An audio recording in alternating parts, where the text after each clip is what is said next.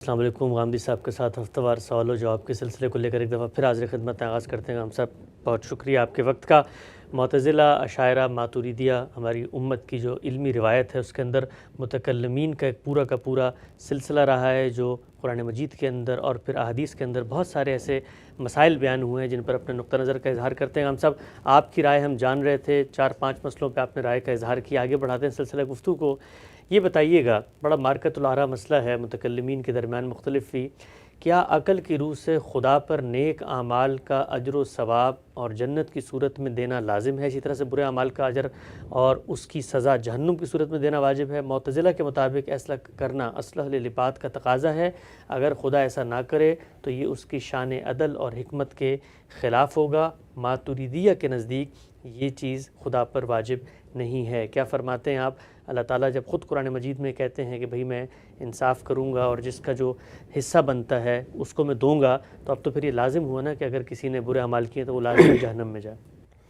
میں یہ بات پہلے سوال کے جواب میں واضح کر چکا ہوں کہ میں اللہ تعالیٰ پر کسی چیز کو واجب کرنے کا حق نہیں رکھتا. میرا علم، میری عقل اس زمان و مقام میں محدود ہے. میں اس کو استعمال کرتا ہوں تو اپنے اوپر قیاس کر کے استعمال کرتا ہوں.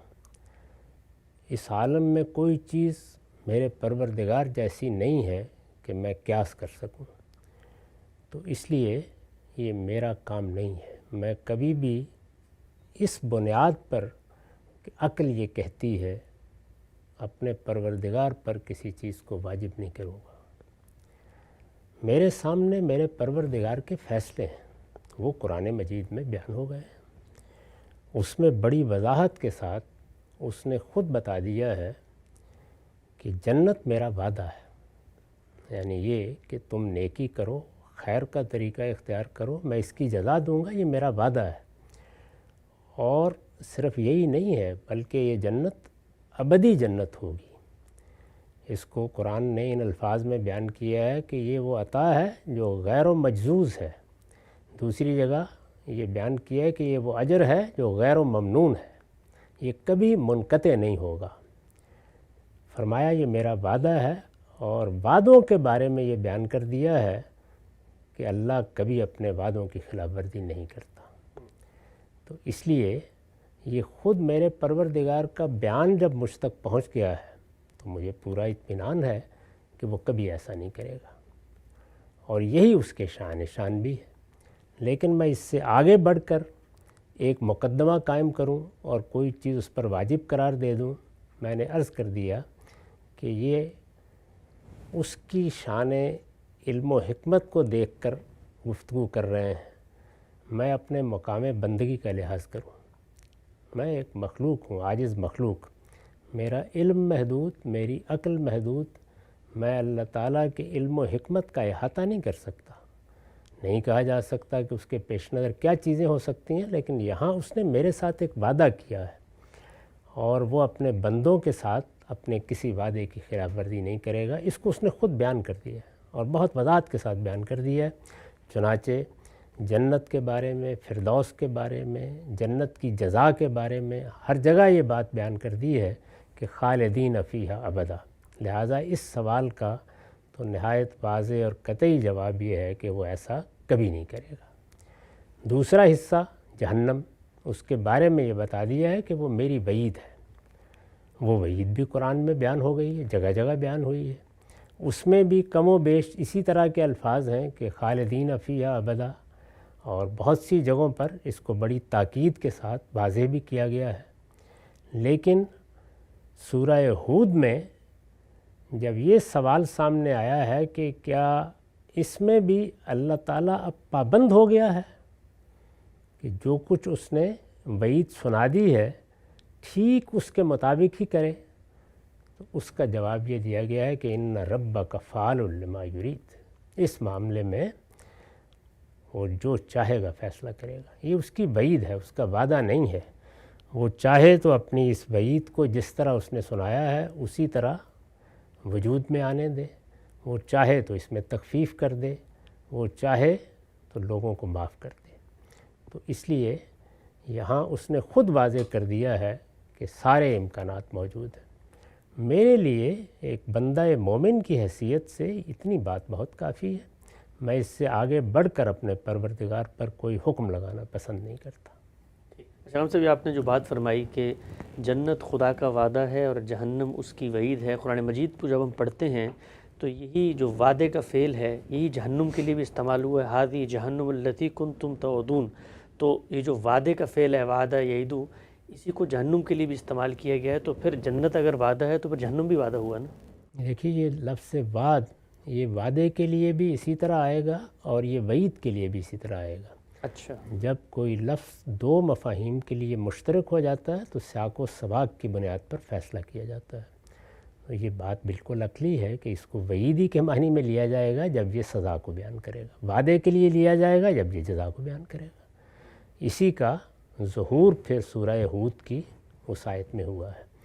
یہ اگر وعدہ ہے تو پھر ان ربا کا فعال لما یرید نہیں ہونا چاہیے تھے، اس کے موقع پر بھی وہی بات کہنی چاہیے تھی جو جنت کے بارے میں اسی جگہ کہی ہے، عطان غیر مجزوز، ایسا نہیں کہا۔ تو اس لیے یہ واضح ہو جاتا ہے بالکل کہ وہ وعدہ ہے، یہ وعید ہے۔ ایک نقطہ واضح ہوا، آگے بڑھاتے ہیں۔ صاحب اگلا سوال یہ ہے کہ کیا خدا کافر کو ابدی جنت اور ایمان والے کو ابدی جہنم دے سکتا ہے؟ معتزلہ اور ماتریدیہ کے گروہ کے مطابق نہیں دے سکتا، اس لیے کہ یہ اس کی شان عدل اور حکمت کے خلاف ہوگا۔ ایک بندہ مسلمان ہے، اس نے مثلا غلطیاں کی ہیں، کوتاہیاں کی ہیں، اب اللہ تعالیٰ یہ کہتے ہیں بھئی میں تو عادل ہوں، انصاف کروں گا، تو عقل تو ایک لازمہ پیدا کرتی ہے نا کہ بھی اللہ تعالیٰ کو یہ کام، چلیں وہ بات سمجھ میں آ جاتی ہے کہ میں یہ نہیں کہتا کہ اللہ پر لازم ہے، واجب ہے، میں مخلوق ہوں، لیکن خود اللہ کے بیانات کے مطابق اللہ تعالیٰ اپنے بارے میں یہ کہہ رہے ہیں کہ میں یہ نہیں کروں گا، تو پھر اللہ کو نہیں کرنا چاہیے ہے کہ وہ کسی مسلمان کو ابدی جہنم میں ڈال دے؟ نہیں، میں یہ مفروضے کیوں قائم کروں؟ یہ میرا کام ہے، میں اس کی کبھی جسارت نہیں کرتا۔ میں جس طرح سے اللہ تعالیٰ پر کسی چیز کے وجوب کا حکم نہیں لگاتا، اسی طرح مفروضے بھی قائم نہیں کرتا۔ اس طرح کے مفروضے تو کوئی حد نہیں ہے، میں بیٹھ جاؤں گا اور قائم کرتا چلا جاؤں گا۔ کیا یہ ایک بندے کے شان ہے کہ وہ اپنے پروردگار کے بارے میں اس طرح کے مفروضے قائم کرے اور اس پر حکم لگائے؟ میرے لیے اتنی بات بہت کافی ہے جو اس نے بتا دی۔ اس نے مجھے بتا دیا ہے کہ میں اپنے بندوں پر ذرہ برابر بھی ظلم نہیں کروں گا۔ مختلف صورتوں میں قرآن نے اس کو بیان کیا ہے، لا یظلمون فتیلا ما انا بظلام للعبید۔ یہاں تک کہا ہے کہ کیا تم خیال کرتے ہو کہ میں کسی وقت مجرموں کو اور ایمان والوں کو، اسلام لانے والوں کو یکساں کر دوں گا؟ افنجل المجرمین کالمسلمین، افنجل المجرمین کالمسلمین، یعنی کیا یہ خیال کرتے ہو کہ ہم جرم کرنے والوں کو اور اپنے سامنے سرفکندہ ہونے والوں کو برابر کر دیں گے؟ ما لکم کیف تحکمون، کیا ہو گیا تمہیں، کس طرح کے حکم لگاتے ہو؟ تو میں یہی کام کروں، یعنی اس طرح کے مفروضے قائم کر کے اسی طرح کا حکم لگاؤں جس پر اتنی شدید تنبیہ کی گئی ہے۔ میرے پروردگار نے جو کچھ مجھے بتا دیا میرے لیے وہ بہت کافی ہے، یعنی میں جانتا ہوں کہ وہ ایسا نہیں کرے گا، مجھے معلوم ہے، اس نے بتا دیا، بار بار اس کی وضاحت کر دی ہے، لیکن میں اس سے آگے بڑھ کر ایک مفروضہ قائم کروں کہ اگر ایسا ہوا تو وہ کیا کرے گا، یہ میرا کام نہیں۔ ٹھیک، اچھا ہم سب بات سمجھ میں آتی ہے، مفروضہ قائم نہیں کرتے، لیکن مثلا کوئی شخص قرآن مجید کو پڑھتا ہے اور پڑھنے کے بعد منطقی طور پہ اس کے ذہن میں یہ سوالات پیدا ہوتے ہیں کہ بھئی اللہ کی یہ صفات ہیں، ان صفات کو پیش کرتا ہے، چلے اس کے ذہن میں نہیں ہوتے، کسی غیر مسلم کے ذہن میں پیدا ہو جائیں گے، تو وہ جب ہم سے یہ سوال پوچھے گا تو ہمیں تو بتانا پڑے گا نا بھی ہمارا اللہ یہ کیا کرے گا تمہارے ساتھ؟ یعنی ہم یہ بتائیں گے کہ ہمارا پروردگار علیم و حکیم ہے اور اس نے یہ باتیں خود اپنے بارے میں واضح کر دی ہیں۔ اس نے بتا دیا ہے کہ وہ اپنے بندوں پر ذرہ برابر بھی ظلم نہیں کرے گا۔ اس نے بتا دیا ہے کہ یہ بڑی حماقت کی بات ہوگی کہ کوئی میرے بارے میں یہ سوچے کہ میں مجرموں کو اور اسلام کے سچے پیروکاروں کو یکساں کر دوں گا۔ وہ یہ کہتا ہے کہ ما لکم کیف تحکمون، کیسے حکم لگاتے ہو تم اس طرح کی چیزوں کے بارے میں، یہ میں باتیں اس کو بتاؤں گا۔ تو اس کی دلچسپی کوئی مفروضہ قائم کر کے عدل و حکمت کے تقاضوں کو سمجھنے سے ہے یا عدل و حکمت کے ان تقاضوں کو جاننے سے ہے جو خود پروردگار نے بیان کر دیے ہیں؟ تو میں اپنے آپ کو بھی یہ تکلیف کیوں دوں اور اس کو بھی میں اس تکلیف میں کیوں رہنے دوں؟ میں یہی توجہ دلاؤں گا کہ ہم عاجز بندے ہیں، ہمارے علم و حکمت کے حدود ہیں، ہم ان کے مطابق ہی فیصلہ کرتے ہیں۔ ہمارا کام پروردگار پر حکم لگانا نہیں ہے، پروردگار نے ہمیں اپنے بارے میں جو کچھ بتانا تھا وہ پیغمبروں کی وساطت سے بتا دیا ہے، وہ اس کی کتاب میں بیان ہو گیا ہے، اور وہ یہ ہے ہمیں اس پر ایمان رکھنا ہے۔ ٹھیک ہے، سے نقطہ واضح ہوا۔ آگے بڑھاتے ہیں۔ اگلے جو سوال ہے ہمارے متکلمین کی بحث میں بہت یہ زیر بحث رہتا ہے کہ کیا خدا بندے کو ایسی تکلیف ما لا یطاق، یعنی وہ چیز جو اس کی استطاعت سے باہر ہو، دے سکتا ہے کہ جس کے نقصان اور تکلیف کا اسے عوض نہ دیا جائے، یا جسے ادا کرنے سے بندے کو عذاب ملے؟ مثلا خدا انسان کو حکم دے گا کہ کیٹو پہاڑ اٹھاؤ، اور اسے اٹھاتے ہوئے انسان دب کر مر جائے، کیا یہ جائز ہے کہ خدا بندے کو ایسی تکلیف کا عوض نہ دے یا اسے نہ کرنے پر عذاب دے؟ معتزلہ کے نزدیک خدا کی حکمت دونوں صورتوں میں، اور ماتوریدیہ کے نزدیک دوسری صورت سے منزہ ہے۔ بہت فارغ تھے ہمارے یہ علماء اور متکلمین، میں اس کی کبھی جسارت نہیں کرتا۔ میں اس طرح کے مفروضات قائم کرنا، اللہ پر کوئی حکم لگانا، اللہ تعالیٰ کے علم و حکمت کے حدود طے کرنا، اس کے تقاضے متعین کر کے یہ کہنا کہ اللہ کو یہ کرنا چاہیے اور اللہ کو یہ نہیں کرنا چاہیے، یا یہ اس کے لیے لازم ہے یا یہ لازم نہیں ہے، اس کی کبھی جسارت نہیں کرتا۔ ہمارے مدرسہ فکر میں کبھی ان چیزوں پر گفتگو بھی نہیں ہوتی۔ ہم تو یہ بتائیں گے کہ پروردگار نے کیا تکلیف ما لا یطاق دی ہے، یہ زیر بحث آئے گا۔ تو اس میں میں دو باتیں واضح کر دینا چاہتا ہوں، میں نے اپنی کتاب میزان میں لکھ بھی دی ہیں، کہ ایک تو تکلیف ما لا یطاق ہے جو مثال کے طور پر تربیت کے لیے دی جاتی ہے یا تعذیب کے لیے دی جاتی ہے۔ قرآن مجید میں جگہ جگہ عذاب کا ذکر ہوا ہے، یہ سب تکلیف ما لا یطاق ہے، یعنی جو تکلیف بندے کو اٹھانا پڑتی ہے یا جس کا وہ مکلف بنا دیا جاتا ہے، وہ سب چیزیں ہم میں سے ہر شخص جانتا ہے کہ کسی کے بس کی چیز نہیں ہے۔ یہاں تک قرآن مجید نے تصویر کھینچ دی ہے تعذیب کی کہ اس میں لوگ جب جلیں گے تو ان کی نئی کھال ان کو دے دی جائے گی۔ یعنی اس طرح کی تکلیف، اس طرح کے معاملات کو برداشت کرنا کوئی آسان کام نہیں ہے۔ کسی حکم کا مکلف کرنا یہ تکلیف ما لا یطاق کا دوسرا پہلو ہے۔ حکم کا مکلف کرنے کا جہاں تک تعلق ہے تو اس میں جہاں جہاں یہ تعبیر آئی ہے لا یکلف اللہ نفسا الا وسعہا، یہ اللہ تعالیٰ کے احکام اور اس کی شریعت کے معاملے میں آئی ہے، اور اس میں اللہ تعالیٰ نے یہ بات واضح کر دی ہے کہ اگر لوگ کسی جرم کا ارتکاب نہ کریں کہ ان کی سزا کے طور پر ان پر کوئی ایسا بوجھ ڈالا جائے جس کو لوگ اٹھا نہیں سکتے، اللہ تعالیٰ ابتداً اپنی شریعت میں کوئی ایسا حکم نہیں دیتے۔ ان کی پوری شریعت انسان کی حد وسع کے اندر ہے، انسان جو کچھ کر سکتا ہے، جتنا بار اٹھا سکتا ہے، اسی کے مطابق انہوں نے احکام دیے ہیں۔ تو یہ دونوں باتیں الگ الگ جان لینی چاہیے، اور دونوں سورہ بقرہ کے آخر میں جو الفاظ آئے ہیں ان سے واضح ہو جاتی ہیں۔ اس میں ایک طرف یہ دعا کی گئی ہے کہ پروردگار ہم پر وہ بوجھ نہ ڈالنا جو تو نے پہلوں پر ڈالا یا جس کی ہم طاقت نہیں رکھتے۔ تو پہلوں پر جو بوجھ بعض موقعوں پر ڈالے گئے اس کے بارے میں قرآن نے بتایا ہے کہ وہ ان کے جرائم کی پاداش میں ڈالے گئے۔ اسی کو میں نے توجہ دلا کے واضح کیا ہے کہ تعذیب کے لیے، تربیت کے لیے یا کسی اور اس طرح کے معاملے کے لیے تو یہ سب چیزیں ہوتی ہیں، لیکن اللہ تعالیٰ کی شریعت، اللہ کے حکام، اللہ کا دین جب دیا جاتا ہے تو وہ انسان کی حد وسع کی رعایت کر کے دیا جاتا ہے، اور اسی کو اصلاً بیان کیا گیا ہے لا یکلف اللہ نفسا الا وسعہا میں۔ تو اس لیے اس طرح کے مفروضات سے مجھے کبھی کوئی دلچسپی نہیں ہوئی۔ ٹھیک، نقطہ واضح ہوا ہم سب۔